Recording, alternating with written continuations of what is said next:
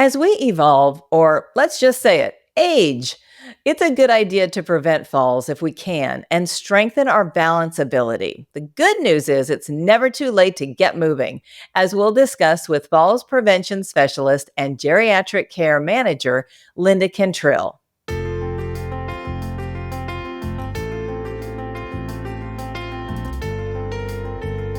Welcome to Stoughton Health Talk, a podcast from Stoughton Health. I'm your host, Maggie McKay. Thank you so much for being here today, Linda. Well, thank you for inviting me, Maggie.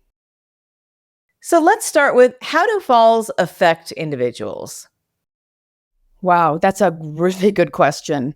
I would say falls affect individuals in so many ways.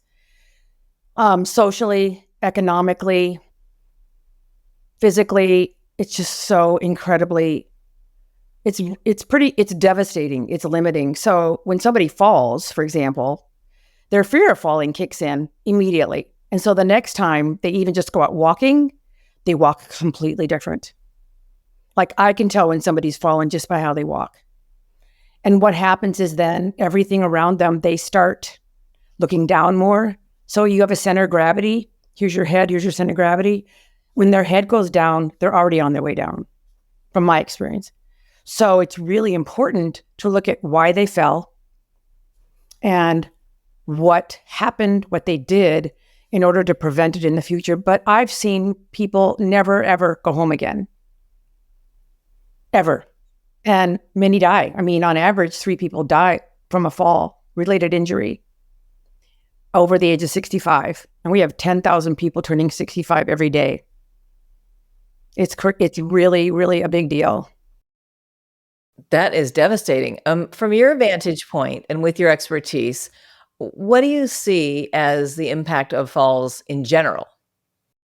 The impact, gosh, I don't even know where to begin. It's so multifactorial, multidisciplinary, What I've seen mostly, I think, with falls in my experience is a lot of people don't want to come to terms with the fact that they have a balance issue. In fact, I often don't say fall prevention, I say balance work, because people really don't want to deal with the issue of aging and falling. And so what happens is they end up falling, they end up in the ER, there's huge healthcare expenses, unnecessarily. The person, if they do go home, financially, they probably have to get help, which many can't afford. They have to rearrange their whole house, their whole life, pretty much. If they fall and they, let's say, broke their elbow or something, they might be able to go home with the right care and somebody being there for them. But they really have to have somebody there for them, and a lot of people don't have that, So we try really hard, even through the Falls Free Coalition, to really try to change the impact it's having on older adults. And Falls Free Coalition is doing so many amazing things to work towards educating older adults in falls. And then we have a lot of programs now and classes that are evidence-based. And so to me, the impact, it's devastating. My own experience is like you lose your independence, bottom line. You lose some of your free will to do what you love to do, what you want to do. Definitely sounds like a chain reaction and not a good one. We often hear that falls are not a fact of life. Do you agree? And if so, why? I do agree that falls are not a fact of life. And the reason I believe that is a lot of research has been done on this topic that show if people are active and moving and dealing with these issues as they're aging, physical issues in particular, or maybe it's neuropathy, maybe it's some hearing issues. If they deal with this stuff and get the help they need, they're probably not going to fall because they're going to learn skills on how to prevent their falls from happening. But my experience is they got to be willing to look at what's going on in their lives and be able to admit that, something's going on here and I don't feel safe. And I have worked with World War II vets who are like, I'm fine, but the minute I do assessments on them, like a balance assessment, then they're like, oh yeah, okay then. This is a different game. Now I believe you. Now I see it in myself. And then things can change. How do you think our local community can help with this epidemic? Because you mentioned it yourself, it is an epidemic. I think our local, it's funny, our local community, one of the things I see a lot are very dangerous sidewalks. I know this is not like the physical part, but so many sidewalks are turned up or, where people are tripping a lot. And where I came from, I was in a coalition in California where we literally would go in neighborhoods and take pictures and send them to the city council. And sometimes it made a big change. It was so worth it. Yeah, absolutely.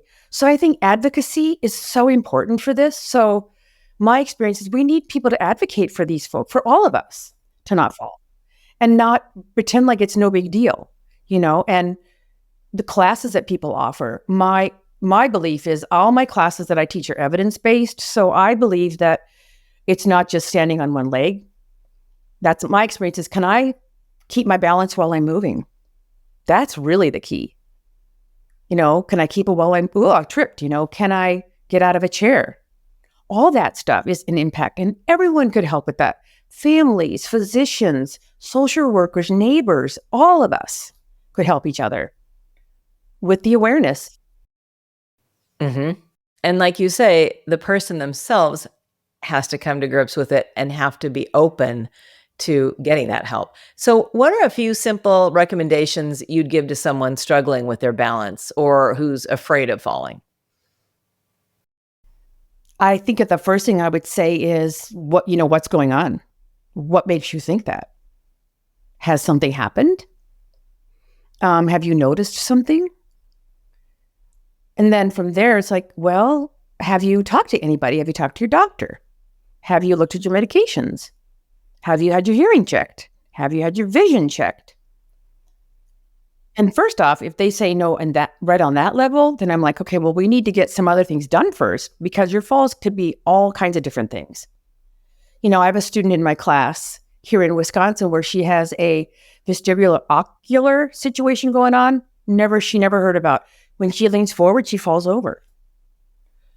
It started happening. And so I recommended she go see an eye doctor, and the eye doctor said you need to see an ear doctor, and now she's seeing a specialist.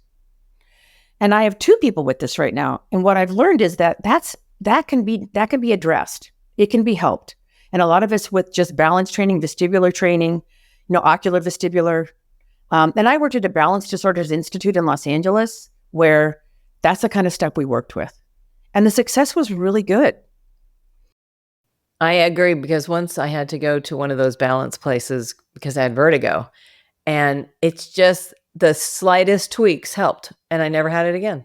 And I was skeptical, I will say, but it was all about balance and inner ear. And so what are the top 3 elements of a balance assessment, Linda? I would say strength, sensory perception. So strength would be getting out of a chair, for example, or like, can I lift anything? And then we would have sensory perception, proprioception, any sensory systems, learning, figuring out like, close your eyes. Can you stand with your feet close together? So I reduced their base of support. Their eyes are closed. So we took away a lot of different sensory systems. And we then would see, can you stay still? Or are you falling? Or do you have to open your eyes? Because that means something's going on. So then from there, we would do something like put something under their feet. So I took the feeling away of their feet. Now, can you feel your center of gravity? Do you know where you are in space again? And oftentimes they don't. Many times they can't stand on that piece of foam. And then watching them walk, again, inner ear stuff, right? We watch them walk, turning their head. So balance assessments in general are very multifactorial, and there's assessments that are called the tug, which is one of them. There's other ones that it depends on the level of the person, where they're at when they show up for us. So some of them are like 14 different movements and assessments, things they have to do. Some of them are 5.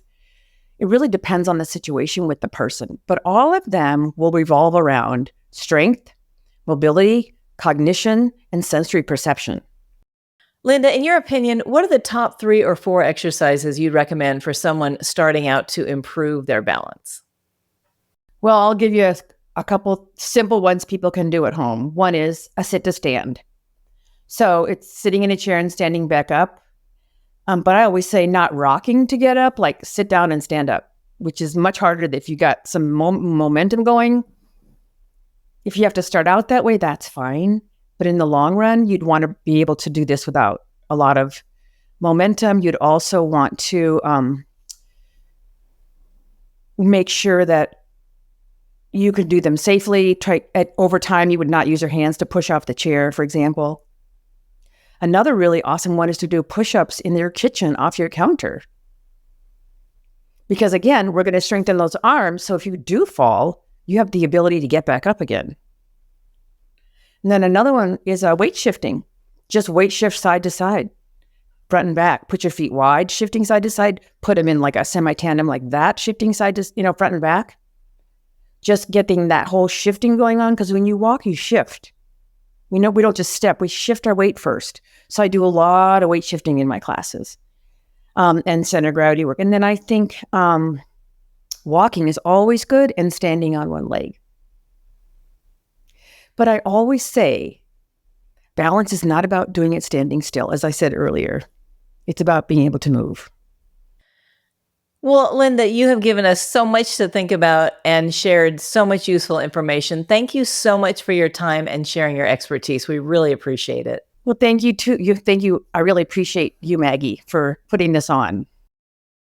Thank you. Again, that's Linda Cantrill. And if you would like more information on preventing falls, please visit safercommunity.net/falls-prevention. If you're interested in exploring a wider range of health-related podcasts, check out the Stoughton Health Podcast Library at stoughtonhealth.com. Thank you for listening. I'm Maggie McKay. This is Stoughton Health Talk, a podcast from Stoughton Health.